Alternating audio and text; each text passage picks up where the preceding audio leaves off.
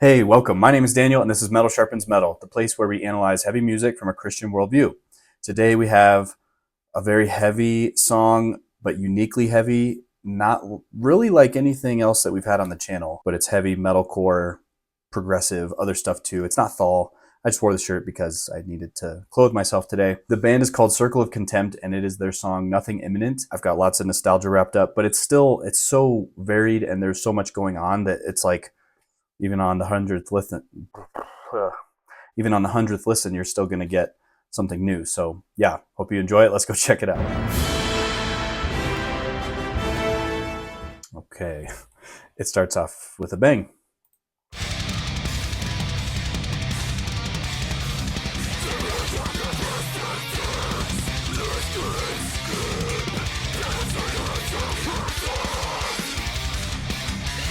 Ting, ting. There's just bells, just Zill bells everywhere. I think the drummer likes Matt Greiner from Oxburn's Red. Okay, a little order coming in. That like kind of deathcore note.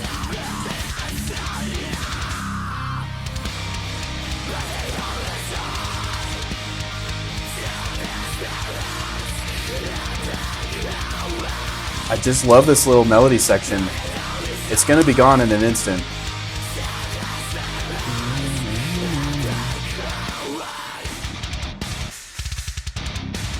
Yeah. But they would have those little moments on this album that would allow you to hold on to something.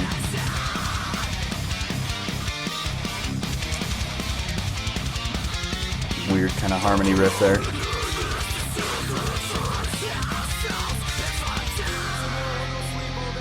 Tomorrow we'll sleep all day. I mean, you know, the song is moving on.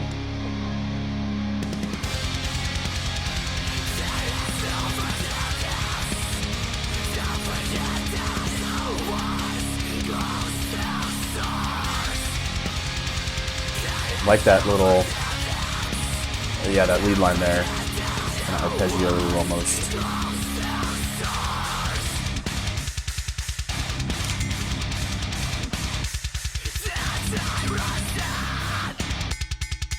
There you go. There's your cowbell.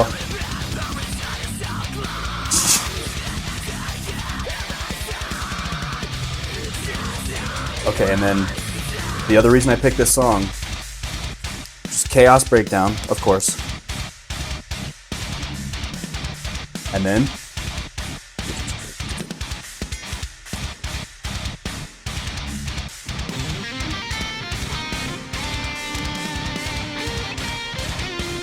sure. Why not? Let's just let Plenty in on the track. This isn't Plenty.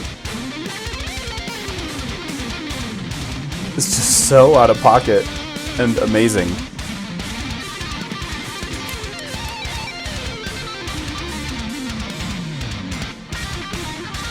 Just weird and bluesy and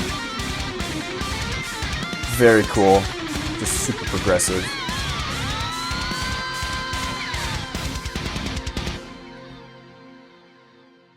So that's Circle of Contempt. That is quintessential Circle of Contempt.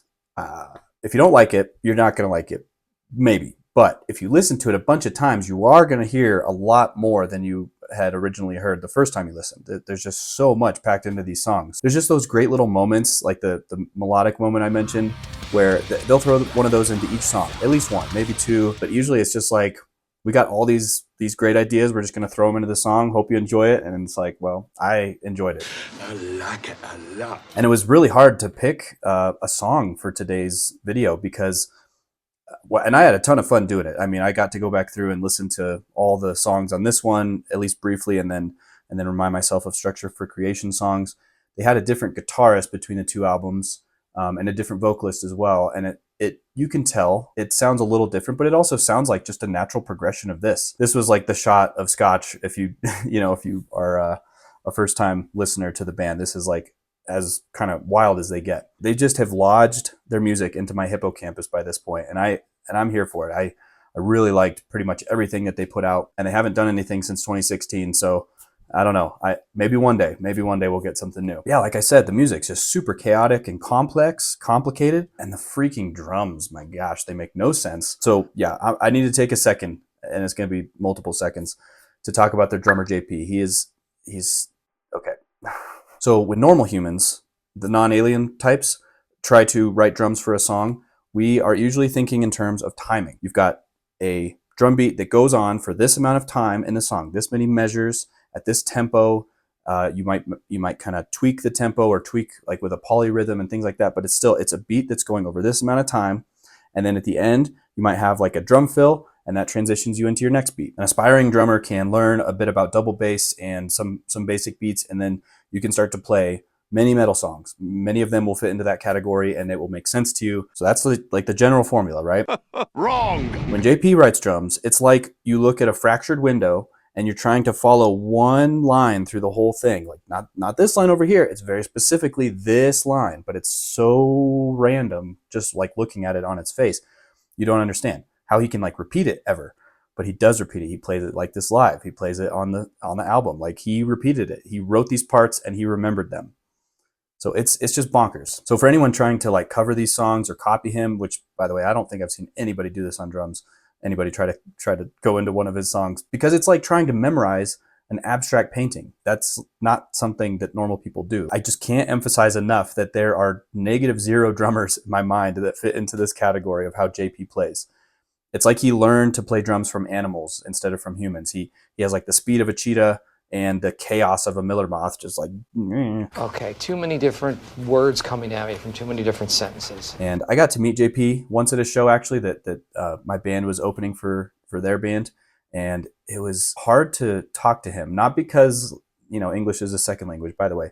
These guys are from Finland, but that wasn't the reason. It was like, how do I convey my astonishment and just like utter bewilderment to you and ask how you write drums? I think I was wearing maybe an August Burns Red shirt at the time. He commented and said that Matt Greiner was one of his favorite drummers. I'm pretty sure he said that. And he was wearing a Periphery hoodie.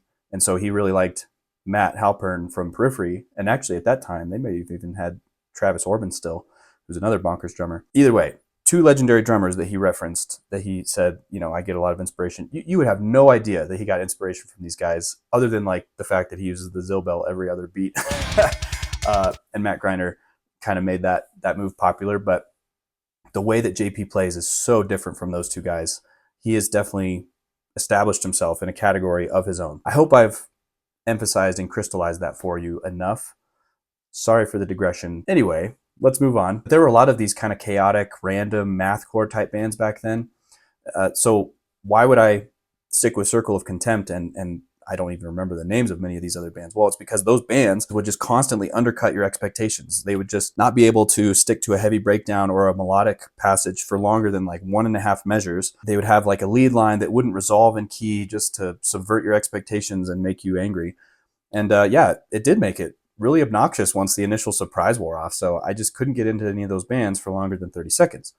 Circle of Contempt did have those moments where they let the song kind of open up and breathe and give you a melody to get stuck in your head, a moment in the production. JP did a lot of the production, by the way, too. Sorry, I know I said I wasn't going to talk about JP too much, but he did some production. I think he self-produced their album Structures for Creation. Unlike these mathcore bands that are just trying to like show off their wheedly wheeze and, not actually deliver music that is for you. It's all just for them, right? Like it was cool to write it and to record it and then to perform it live. But for everyone else, we're just kind of like, okay, it's like we're just watching, somebody with an inside joke and we're not part of it. I love inside jokes.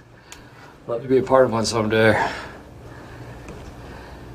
And because of all that musical stuff, that is a big reason why I'm able to come back to this song 15 years later and still enjoy it and still hear new things and remember like, oh yeah, that little weird feel. But lyrically, I'm basically still as perplexed as ever. Like I said, English is not their first language.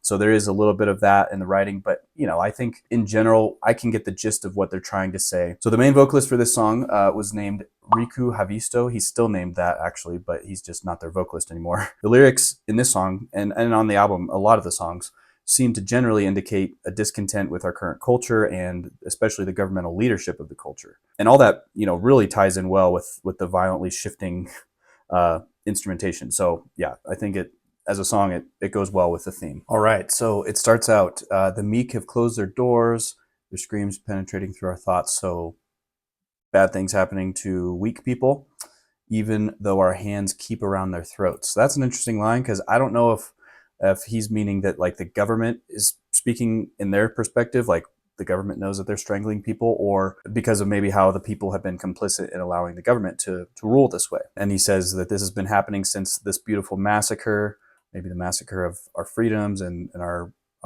innocence, and they've built an empire of insomnia, an empire that never sleeps. They only try to mesmerize and break away. So it's like they try to give you some pocket sand and then run away before you can recover your sight.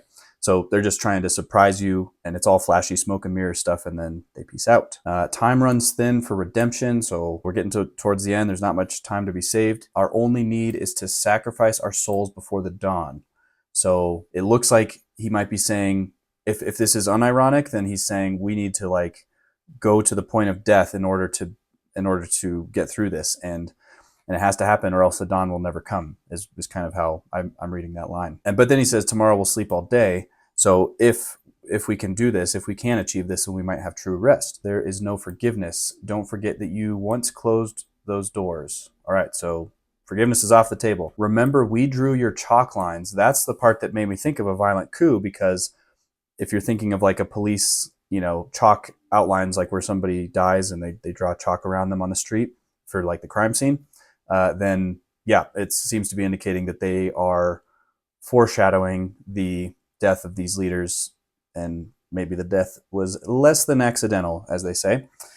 We are taking everything. So he's kind of admitting it there. And again, time runs thin. So it seems like a very urgent call to action. Something needs to happen right now. So we've talked about the concept of government a bit on the channel. With the periphery video, there was some of that discussion. And yeah, I mean, generally when people are writing about the government, they aren't saying that they're very glad with how they're being governed, with how these people are running our lives and running the country and things like that. There's always a level of discontent, right? And I think that's because there are very high standards that the government needs to fill, at least according to God's word, where he says that he instituted human government to protect its people and to bear the sword against evildoers. So encourage good, protect that, and discourage bad, and potentially even up to the point of death, make sure that the bad stuff doesn't happen. And we know that no government has ever lived up to that standard perfectly. They've always made mistakes. There's always been hypocrisy. There's always been, you could argue that there's always been a two-tier justice system where some laws apply to these people and then different laws apply to these people. I do understand the resentment here. And sometimes that means that he's going to put leaders over people who will be a form of judgment on that people based on the kind of collective sins of that nation. So, we saw this all through the Bible. Israel had wicked kings, sometimes just and good kings, but mostly wicked kings, just leading the people astray, leading them after idol worship. So when you have a people who hates God and hates his commands, and you then have a form of government that is a form of punishment on the people, the prescription for the Christian is twofold. One, we need to be teaching people the gospel and proclaiming this to them, and hopefully changing hearts and minds, obviously with the work of the Holy Spirit working through us to do such things, and also protecting the weak and vulnerable and prosecuting the evildoer through godly laws. I've said many times on this channel that I don't believe in neutrality, so every law that we propose has some form of God and religion behind it. We've seen many examples of what happens when the government is people's gods, and they let that be the determining force of their rights and of their laws. So we need to have a proper perspective of the purpose of government in our lives, even now when it seems like the US is just going to be stuck in a red versus blue dichotomy forever. So while I recognize the frustration in a song like this, I don't think the answer is to draw out chalk lines and then take out our leadership. Christians have a powerful gospel message that actually changes people without threat of force, because we actually serve a God who can do these miracles. So yeah, I managed to pull some level of meaning out of that tangle of words and notes. No idea if it's accurate, if it's what they were thinking, but hopefully it was helpful to you, and I hope to see you in the next one. Bye.